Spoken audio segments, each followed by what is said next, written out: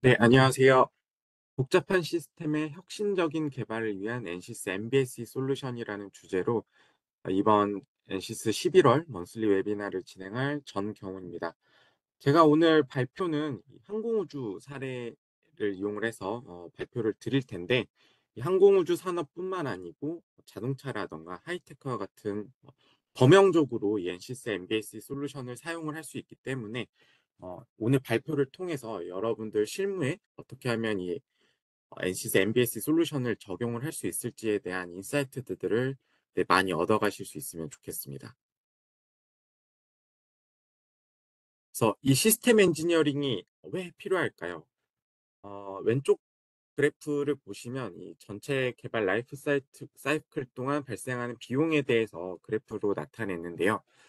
그래프 보시면은 이 개발 가장 앞단에 있는 이 컨셉 설계 단계에서 이 전체 개발 비용의 약 70% 이상이 결정이 된다라고 합니다. 그만큼 이 컨셉 설계 단계가 굉장히 중요한 단계이고, 그렇기 때문에 이 컨셉 설계 단계에서부터 보다 더 나은 의사결정을 내릴 수 있어야 하겠고요. 그를 지원해주는 엔지니어링 방법론이 시스템 엔지니어링이 되겠습니다. 최근 이 디지털 트랜스포메이션에 대한 열풍이 굉장히 뜨거운 것 같은데요. 그 DX 열풍에 더불어서 이 시스템 엔지니어링도 기존의 문서 기반에서 모델 기반으로 MBSE로 그 패러다임이 바뀌어 나가고 있습니다.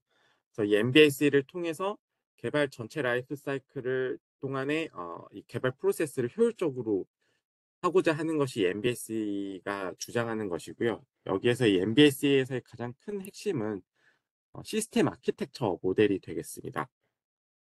그래서 이 시스템 아키텍처 모델은 CSML이라고 하는 시스템 모델링 랭귀지를 이용을 해서 이 복잡한 시스템에 대한 요구사항이나 구조, 동작을 다이어그램을 활용을 해서 시각적으로 모델링을 하게 되고요. 이 시스템 아키텍처 모델을 개발에 참여되는 모든 개발 인력들이 개발 전체 라이프 사이클 동안 이 아키텍처를 계속해서 반복 활용할 수 있기 때문에 어떤 이 정보에 대한 신뢰성, 일치성, 일관성을 확보할 수 있는 그런 신뢰할 수 있는 단일 정보를 이제 아키텍처가 보장을 하게 됩니다. 그래서 이 아키텍처를 잘 만들어서 개발 라이프 사이클 동안 잘 활용을 해서 반복 활용해서 개발의 효율성을 끌어올리고자 하는 것이 이 MBSE가 되겠습니다.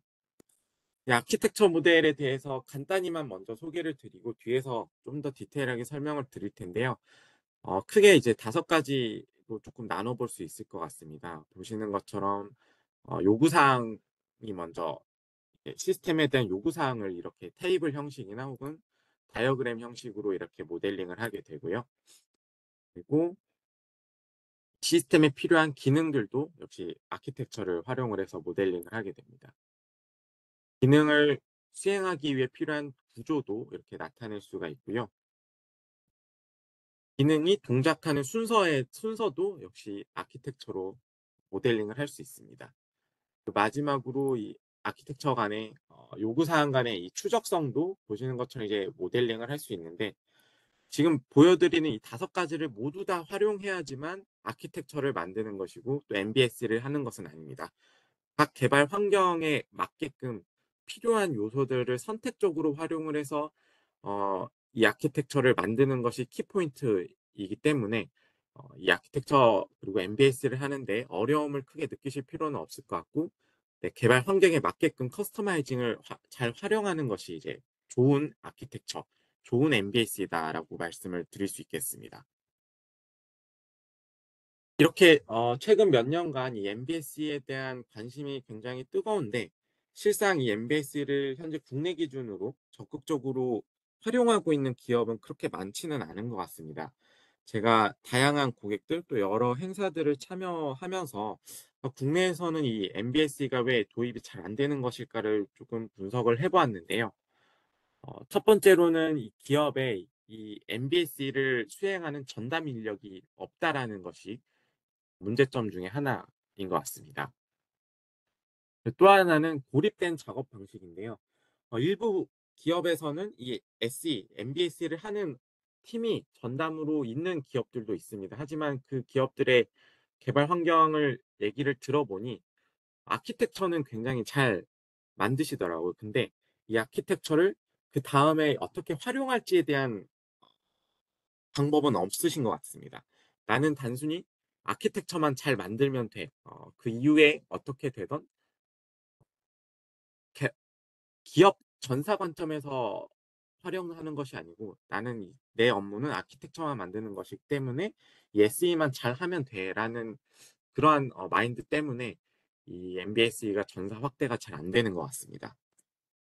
또 비슷하게 이 아키텍처를 잘 만들었고 이를 이제 전사로 확대시키고 싶은데 다른 업무를 같이 하는 협업팀에서 이 아키텍처를 왜 이거를 자기네들이 활용을 해야 되는지 모르겠다라고 해서 이제 이 솔루션이 더 이상 확장성이 없기 때문에 이 MBSE가 잘 도입이 안 되는 것 같습니다.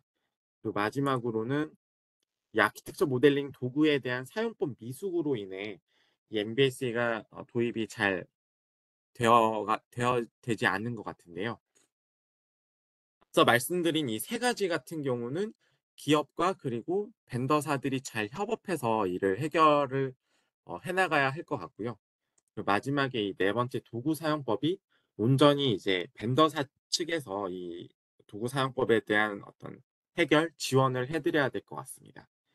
그래서 저희 엔시스가 이를 지원하기 위해 현재 준비 중인 디지털 엔지니어링 메서덜러지 핸드북이라고 하는 것을 현재 준비를 하고 있습니다. 그래서 이 디지털 엔지니어링 메서덜러지에는 이제 MBAC를 처음 하는 CCML을 이제 처음 사용하는 신규 이제 유저들을 이제 조금 더 효율적으로 사용할 수 있게끔 지원해 주고자 여러 가지 이제 아이템들을 갖춰 나가고 있습니다. 그래서 개발 프로세스에 대한 뭐 템플릿을 제공을 한다던가 혹은 구현 예제를 현재 준비를 하고 있고요.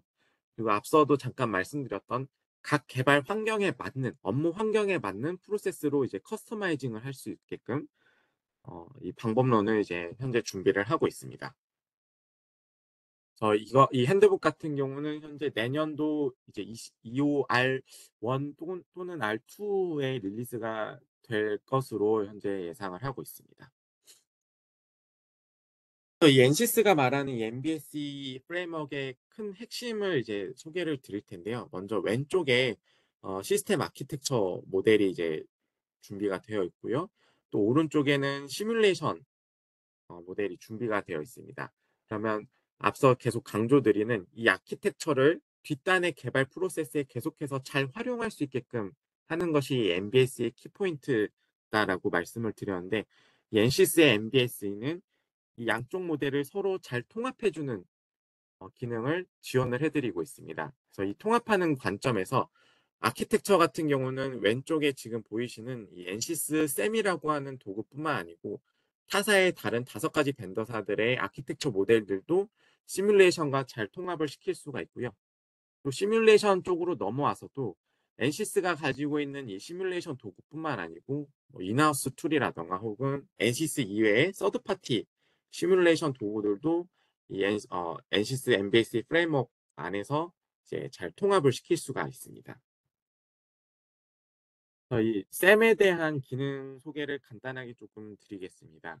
이 엔시스 셈 같은 경우는 현재 CCML 버전 2 기반으로 이제 가장 최신의 언어로 모델링이 되어 있습니다. 그리고 보시는 것처럼 클라우드 기반으로 이 모델링을 하실 수가 있습니다. 그렇기 때문에 이 셈이라고 하는 도구를 스탠드얼론으로 이제 각 머신마다 개별적으로 설치를 하는 것이 아니고 인터넷만 접속을 할 수 있다라고 하면 누구나 그 웹 환경에 접속을 해서 이 아키텍처 모델링 작업을 수행을 하실 수가 있습니다. 즉 이제 여러 사용자가 동시에 모델링을 수행을 할 수 있기 때문에 협업 관점에서도 굉장히 파워풀한 그런 도구다라고 말씀을 드릴 수 있겠고요. 이 엔시스 셈을 이용을 해서 엔시스가 가지고 있는 기능 안전 부속 도구, 매든이라고 하는 기능 안전 부속 도구나 스케이드라고 하는 인베디드 소프트웨어 개발 도구, 혹은 피직스 시뮬레이션 도구하고의 이제 연계가 굉장히 잘 이루어지고 있기 때문에 확장성 관점에서도 굉장히 파워풀한 그런 도구가 되겠습니다. 네, 다음은 이제 시뮬레이션 쪽을 소개를 드릴 텐데요. 모델 센터라고 하는 도구가 되겠습니다. 자, 앞서 제가 이 NCS MBS는 이제 시뮬레이션 쪽에 이제 NCS의 피직스 솔루션뿐만 아니고 뭐 타사의 도구들도 잘 통합할 수 있다라고 말씀을 드렸는데 그 부분이 이 왼쪽 첫 번째 칼럼이 되겠습니다. 그래서 이 모델 센터 같은 경우는 NCS 시뮬레이션뿐만 아니고 인하우스나 서드 파티 시뮬레이션 도구들에 대해서도 하나의 자동화된 워크플로우로 통합할 수 있는 그런 기능을 제공을 하고 있고요. 그렇게 통합된 자동화 워크플로우를 이용을 해서 DOE나 최적화를 수행을 하실 수가 있습니다. 그리고 마지막으로 이 시뮬레이션과 아키텍처를 서로 통합해주는 MBSE 통합 기능까지 모델 센터가 그 기능을 지원을 해드리고 있습니다. 네. 그래서 흔히 이제 MBSE 프로세스를 나타내면 V사이클로 많이 표현을 하는데요. 이 V사이클, MBSE V사이클을 NCS의 모델 센터를 중심으로 해서 NCS 쌤과 그리고 NCS가 기존에 가지고 있는 여러 가지 피직스 도구들을 이제 모델 센터를 중심으로 해서 서로 통합을 활용하여 이제 MBSE 프레임워크를 지원을 해드리고 있는 것이 NCS의 현재 NCS가 갖추고 있는 네, MBSE 솔루션이 되겠습니다.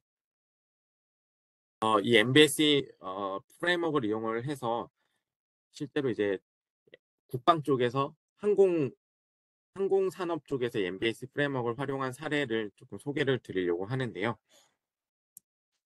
먼저 소개드릴 단계는 이 V사이클 중에 가장 앞 단계, 운용 개념을 정의하고 요구사항을 정의하는 단계부터 소개를 드리도록 하겠습니다. 그래서 먼저 운용 개념 같은 경우는 보시는 것처럼 이제 스테이크홀더의 요구사항이 보시는 것처럼 정의가 되어 있었습니다. 그래서 기지국 주변에 30km 인근을 이제 탐색하는 무인 정찰기를 개발하는 사례가 되겠고요. 이 무인 정찰기에는 이제 EOIR 페이로드가 탑재가 되어서 특정 위험 물체를 탐지 그리고 인지하는 그런 미션이 주어져 있습니다. 그리고 탐지된 정보를 기지국과 통신을 통해서 이 정찰 정보를 전달을 하게 되고요. 최종적으로는 이 미션을 고려하고 그리고 뭐 비행 고도나 뭐 공항 위치 혹은 뭐 연료 소모량 그리고 기체의 구조적인 뭐 안전성을 고려한 그런 기체 설계가 필요했습니다. 그래서 이 운용 개념을 이제 기존에는 전부 어떤 이미지, 그림으로 이제 이 운용 개념을 나타내게 되는데 NCS의 SDK라고 하는 이 미션 엔지니어링 도구를 활용을 하게 되면 단순히 이미지 혹은 경험 기반으로 운영 개념을 정의를 하는 것이 아니고 이 운용 개념을 정의하는 것부터 시뮬레이션을 활용을 하실 수가 있습니다. 그래서 지금 보이시는 게 SDK의 모델링 환경인데요. 보시는 것처럼 아군 자산을 비롯해서 어떤 적군의 자산도 모델링을 할 수 있고 운용 개념을 간단히 이제 정의를 하게 되면 그 미션을 수행하는 동안에 여러 가지 엔지니어링 데이터를 이제 공학적인 피지컬한 그런 미닝풀한 값을 이제 계산을 할 수가 있습니다. 그래서 이 운용 개념을 정의하는 단계에서부터 더 정확한, 더 정밀한 그런 값을 계산을 해낼 수 있기 때문에 여기에서 도출되는 요구 사항들도 과거와는 다르게 보다 더 정밀한 그런 값을 계산을 해낼 수가 있습니다.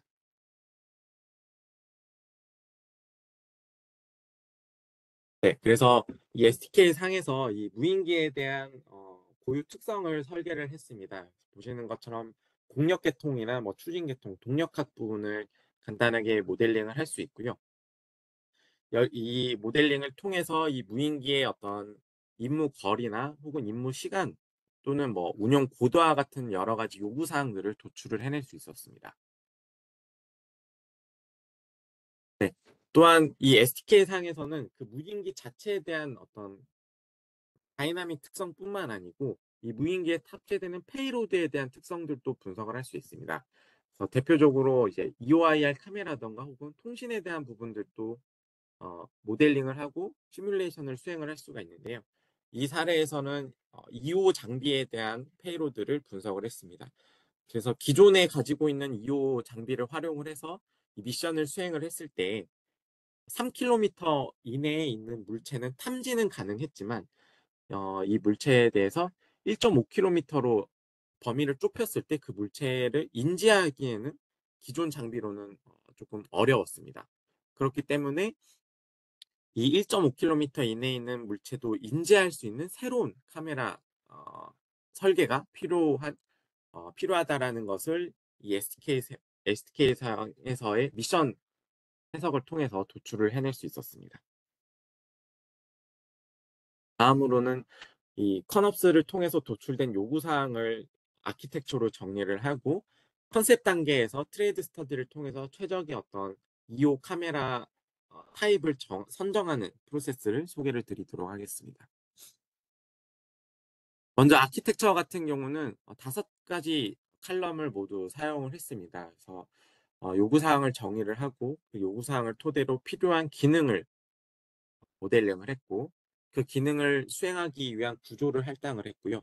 그리고 그 기능이 동작되는 순서를 모델링을 하고 마지막으로 요구사항 간의 추적성을 각각 모델링을 하였습니다. 그래서 하나하나 디테일하게 소개를 드리면 먼저 앞선 그 컨옵스 정의를 통해서 도출된 요구사항을 보시는 것처럼 이제 테이블 형태로도 모델링을 할 수 있고요. 이 테이블 형태의 데이터를 보시는 것처럼 다이어그램 형태로 조금 더 가시화해서 모델링을 할 수도 있습니다. 그래서 여기에서 보시는 뭐 예를 들면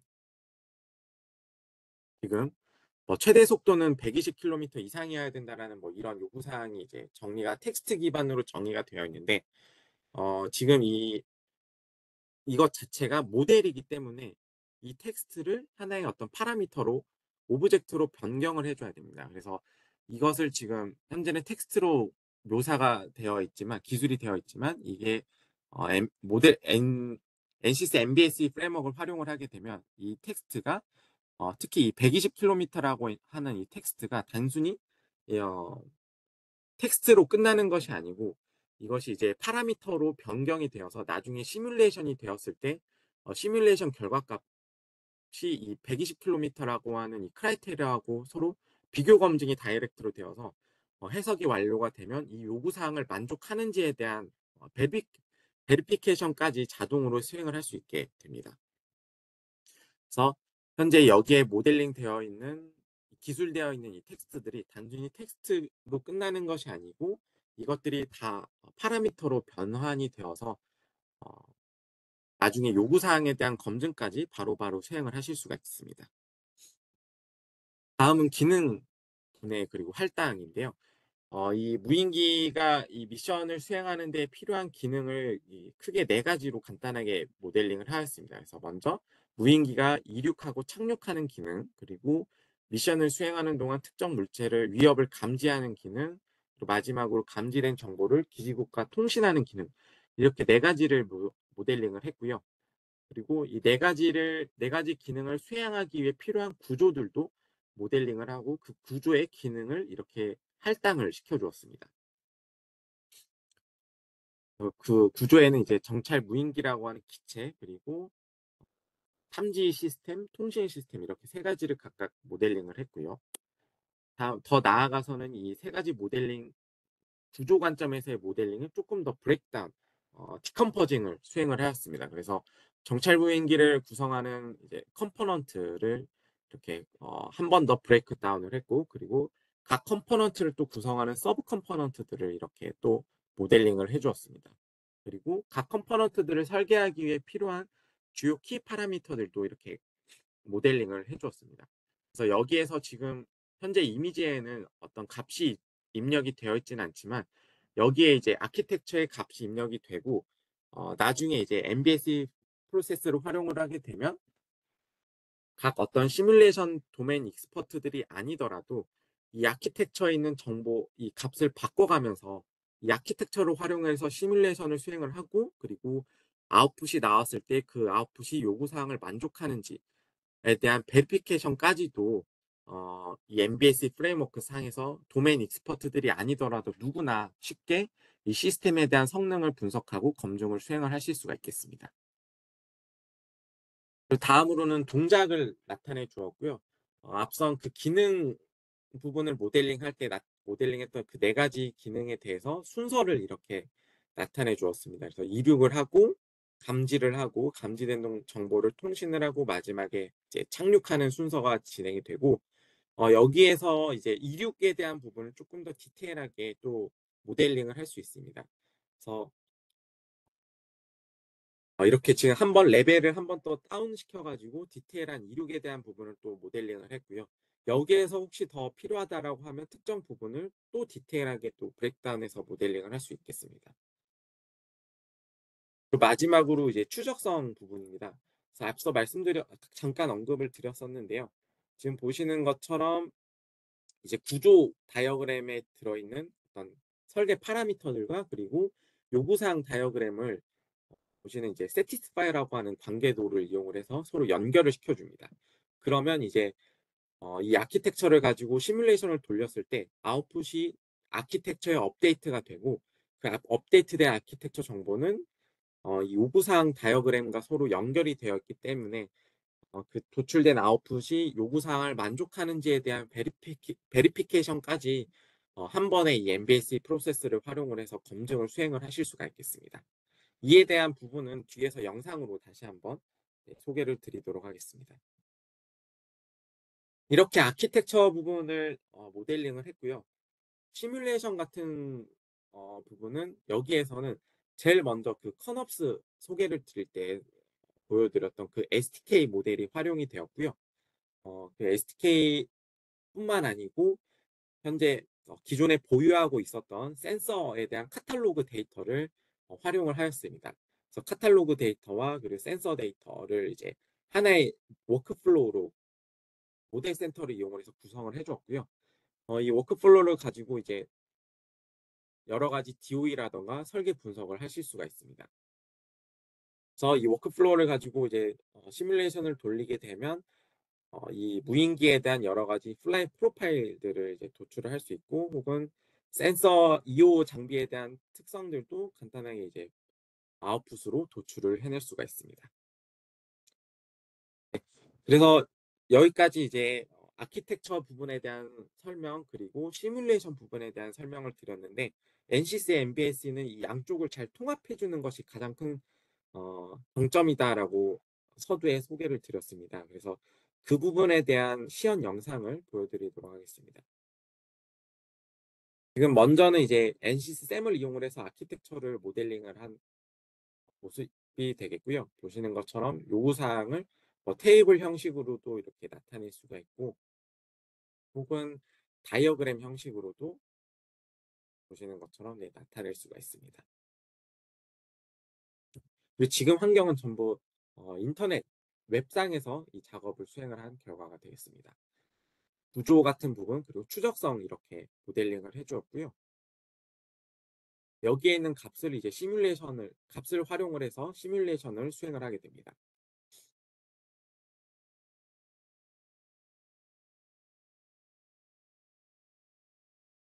네, 그리고 시뮬레이션 쪽으로 넘어와서는 앞서 말씀드렸던 그 어, 센서 타입에 대한 미션 분석을 하는 시뮬레이션 워크플로우를 이렇게 준비를 해놨고, 이 시뮬레이션과 아키텍처를 이제 잘 통합하는 것을 보여드리도록 하겠습니다.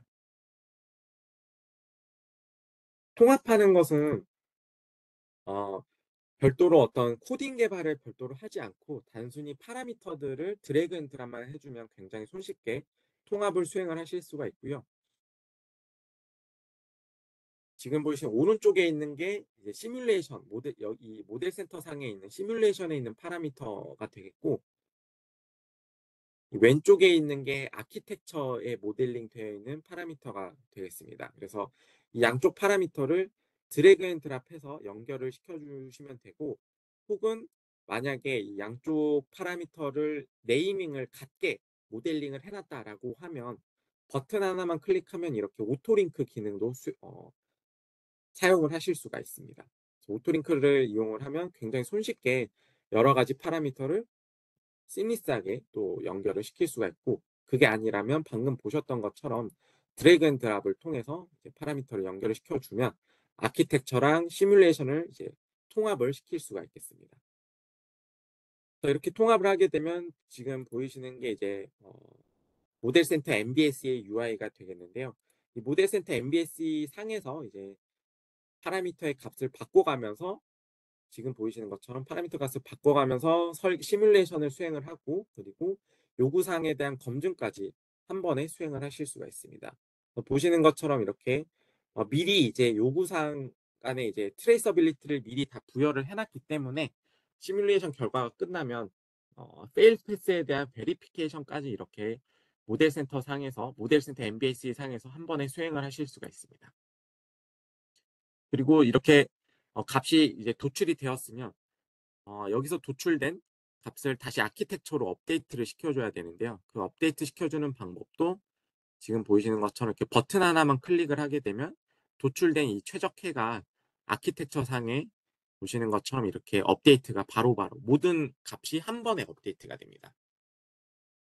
어, 이렇게 해서 지금 현재 컨셉 설계, 개념 설계 단계에서 이 MBSE 프로세스를 활용을 해서 최적의 어떤 센서 타입을 선정을 했고요. 아키텍처도 업데이트를 시켜줬습니다. 그러면 이 아키텍처, 이 MBS의 가장 큰 핵심은 제가 서두에 개발 전체 라이프 사이클 동안 계속 반복 활용하는 것이 가장 큰 핵심이다라고 말씀을 드렸는데, 지금 이렇게 개념 설계 단계에서 아키텍처를 업데이트를 시켜놨으면 그 다음 단계, 상세 설계 단계에서 이 업데이트된 아키텍처를 다시 반복 활용을 하실 수가 있습니다. 부분이 지금 이제 상세 설계 단계를 소개를 드릴 텐데요. 이 상세 설계 단계에서는 이 무인기에 대한 구조적인 안전성을 고려를 해가면서 무인기 날개를 이제 설계하는 프로세스를 수행을 했습니다. 그래서 여기 같은 경우는 먼저 STK를 활용을 해서 이 임무를 수행하는 동안에 계산되는 마하 넘버를 계산을 했고요. 그 마하 넘버 값을 이제 CFD 플런트의 인풋으로 활용을 해서 공기역학 하중을 계산을 하였습니다. 그리고 마지막으로 공기역학 하중을 이용을 해서 NCS 메카니컬에서 이 무인기의 날개 부분에 대한 구조 변형량을 계산을 하였습니다. 각각에 대해 조금 더 디테일하게 설명을 드리면 제일 처음에 보여드렸던 그 STK를 활용을 해서 이제 미션 해석을 수행을 하게 되면 오른쪽과 같은 여러 가지 이제 플라이 프로파일에 대한 데이터들을 계산을 하실 수가 있습니다. 그래서 비행 시간에 따른 뭐 고도의 변화라던가 마하 넘버, 뭐 속도 혹은 뭐 연료 소모량 같은 다양한 프로파일을 이제 계산을 하실 수가 있고요. 여기에서는 이제 마하 넘버 값을 아웃풋으로 도출을 하였습니다. 도출된 아웃풋을 플런트의 인풋으로 활용을 해서 드래그 포스를 이제 플런트에서 계산을 하였고요. 계산된 드래그 포스를 마지막에 이제 엔시스 메카니컬에서 인풋으로 활용을 해서 최종적으로 날개에 대한 변형량을 계산을 하였습니다. 앞서 말씀드린 그 프로세스를 엔지니어가 매뉴얼하게 수행을 한 것이 아니고 역시 모델 센터를 활용을 해서 하나의 자동화된 워크플로우로 통합을 시켜줬습니다. 보시는 것처럼 먼저 이제 SK를 활용을 해서 마하 넘버를 계산을 했고 메쉬 작업을 하는 프로세스를 거친 다음에 CFD 해석을 하고 구조 해석까지 이제 수행을 해서 최종적으로 날개의 변형량을 계산을 하고 마지막으로는 그 계산된 변형량이 반영된 기체를 활용을 해서 최종적으로 미션에 대한 검증을 수행하는 것까지 이제 구성이 되어 있고, 이 모든 워크플로우가 모델 센터를 이용해서 자동화를 시켜주었습니다. 그리고 여기에서 이제 이 CFD 그리고 구조 해석 같은 경우는 특정 포인트에서의 이 변형량을 계산을 했는데요. 이 각 포인트별로 데이터를 쌓고 그 데이터를 이제 활용을 해서 롬을 만들어 주었습니다. 그래서 롬을 만들어 줌으로써 왼쪽에는 이제 특정 포인트에서의 변형량만 계산을 했다라고 하면 이 롬을 활용을 하게 되면 전체 미션을 수행하는 동안에 날개의 변형량을 또 계산을 할 수 있습니다. 그래서 모델 센터 내에서 이렇게 간단한 롬을 또 만들 수 있다라고 소개를 드릴 수 있겠습니다.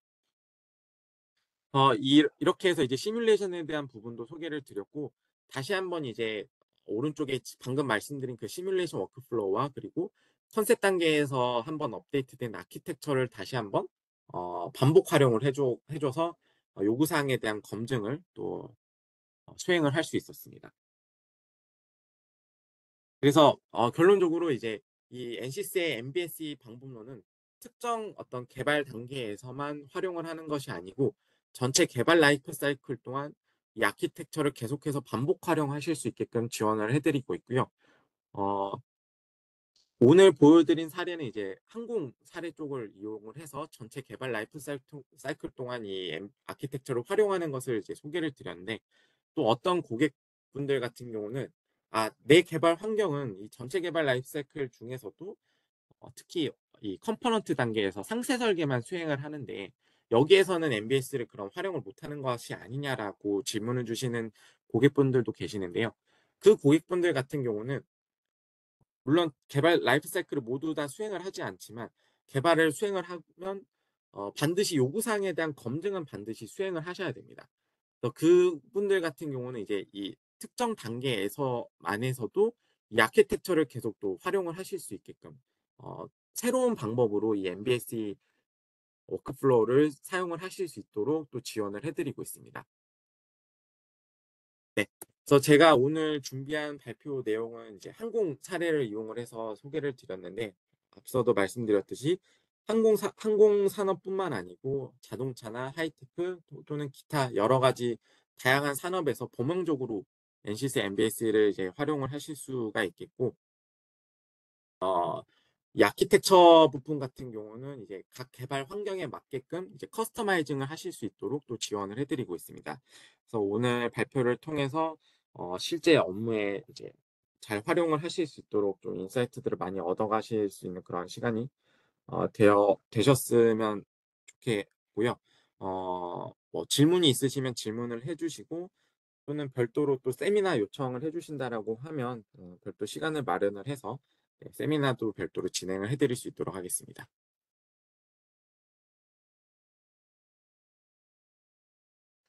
그래서 지금 채팅창에 올라온 질문을 조금 답변 드릴 수 있는 내용에 대해서 답변을 드릴 수 있도록 하겠습니다. 어, 네, 먼저 강수영님께서 이제 민간 항공기의 그 사례 소개해 주실 수 있냐고 말씀을 해주셨는데, 어, 사실 이 오늘 소개드린 내용도 실제 고객 사례를 직접 사용한 내용은 아니고요.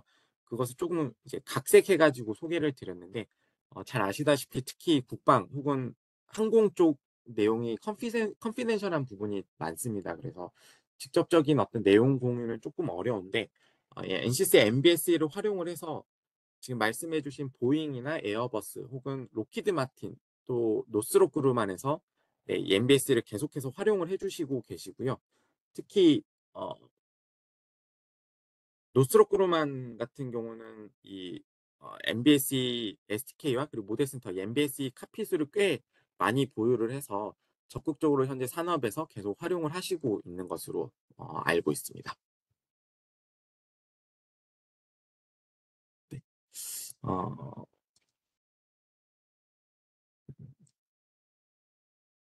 그리고 현재 업계 동향 그리고 앞으로의 발전 방향에 대해서 문의를 주셨는데, 현재 지금 국방 쪽 같은 경우는 꾸준히 이 관심이 굉장히 높으시고 현재 여러 이제 고객분들과 POC도 현재 진행을 하고 있습니다.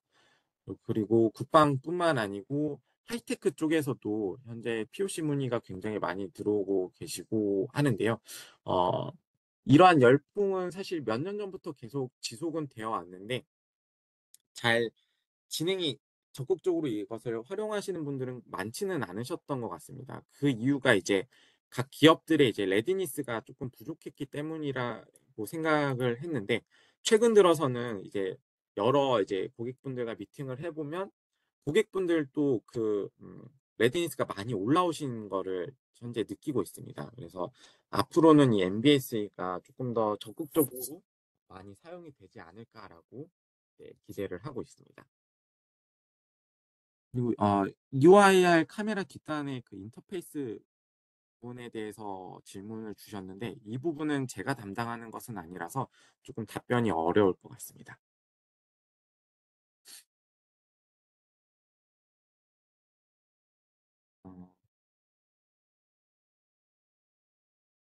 뭐 일부 매뉴얼 개발 결과가 포함이 돼야 될 것 같다라고 문의를 주셨는데, 네.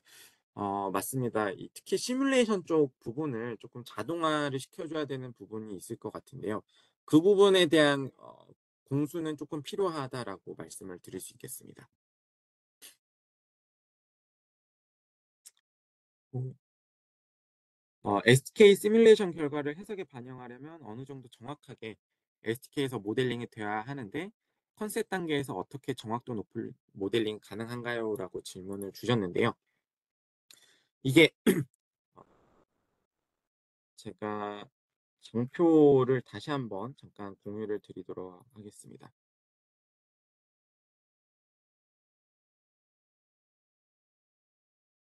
네. 보시는 것처럼 이제 SDK가 이 컨셉 앞단에서도 현재 SDK가 위치한 것을 보실 수가 있고요. 가장 뒷단에서도 또 SDK가 위치한 것을 보실 수가 있습니다. 그래서 당연히 질문 주신 것처럼 이 컨셉 단계 앞단에서는 디테일한 모델링이 되는 것은 조금 어려울 것입니다. 그래서 이 앞단에서는 컨셉을 보는 것이기 때문에 기존에 가지고 있는 자료를 최대한 잘 활용을 해서 모델링을 수행을 하셔야 될 것 같고요. 개발 프로세스가 진행되면 진행될수록 이 피델리티가 점점 더 높아질 것입니다. 그래서 최종적으로는 어, 굉장히 정밀한 데이터를 가지고 하이 피델리티한 엔지니어링 데이터를 이제 마지막 단계에서 활용을 하실 수가 있을 것 같습니다. 네, 다음은 매드니와 연계성에 대해서도 설명 부탁드린다라고 질문을 주셨는데요. 매드니 부분은 제가 매드니 담당은 아니라서 디테일한 부분은 이제 소개를 드리기는 조금 어려울 것 같은데요. 이 NCS 쌤을 이용을 해서 요구사항을 쫙 정리를 먼저 하고, 그 정리된 요구사항이 매드니로 다이렉트로 임포트가 됩니다. 그래서 그 쌤으로부터 불러 들어온 요구사항을 기반으로 해서 매드니에서 이제 기능 안전 분석을 수행을 하실 수가 있겠고요. 어, 이거 같은 경우는 그냥 매드니에서 바로 그냥 요구사항 모델링해서 기능 안전 분석을 하면 되는 것이 아니냐라고 질문을 하실 수도 있을 것 같은데, 이 쌤 MBSE는 어떤 특정 분야에서만 이 MBS를 하는 것이 아닙니다.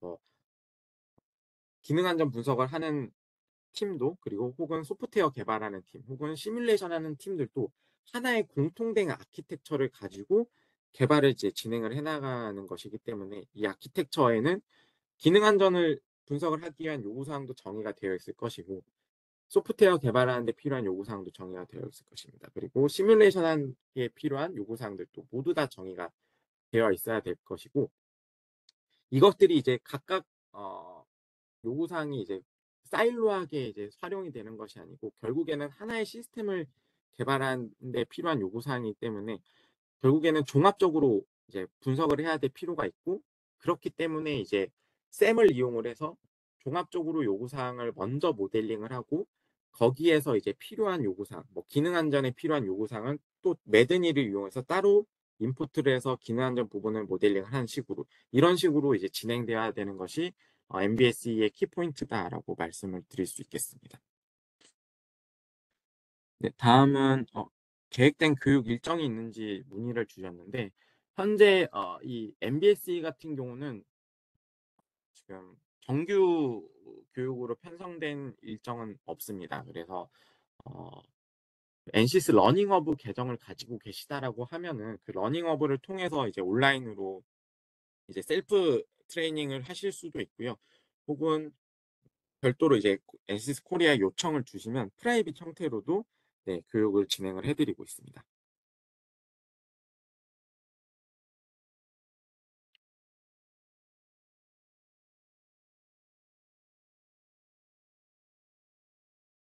네. 더 질문이 없으시면, 혹시 네, 나중에 질문이 있으시다라고 하시면 저 개인적으로 저에게 메일을 주시면은, 네, 답변 드릴 수 있도록 준비를 하겠고요. 또 뭐 세미나라던가 이런 것들 소개 요청을 해주시면 또 별도로 소개해드리는 자료도, 네, 마련을 하도록 하겠습니다. 네, 그럼 오늘 발표는 여기서 마치도록 하겠습니다. 긴 시간 들어주셔서 감사합니다. 네, 금일 웨비나에 참석해 주셔서 감사합니다. 관련하여 질문하지 못한 내용이 있으시거나 추가 컨설팅이 필요하시다면 화면에 있는 QR을 스캔하시거나 채팅창에 있는 링크를 클릭하셔서 설문조사를 작성하시거나 info_korea@ncis.com으로 문의 메일 주시면 연락드리도록 하겠습니다. 금일 발표 영상 및 자료는 추후 등록하신 메일로 전달해 드릴 예정입니다. 앞으로 진행될 NCS만의 먼슬리 웨비나 시리즈에 많은 관심 부탁드립니다. 그럼 웨비나 종료하겠습니다.